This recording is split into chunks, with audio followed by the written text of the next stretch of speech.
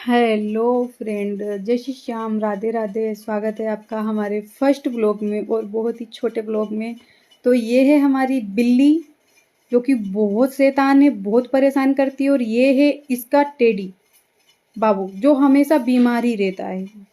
बस डॉक्टर पास जाना है, उसको सुई लगवानी है, उसको भूख लगी है, पूरा दिन बस इसके टेडी में लगी रहती है। आपको बीमार दिख रहा है ये टेडी?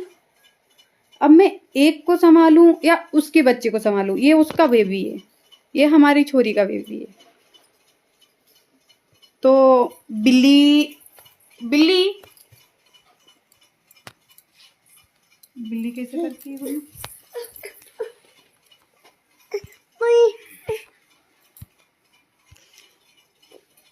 बिल्ली बिल्ली थोड़ा बोलो।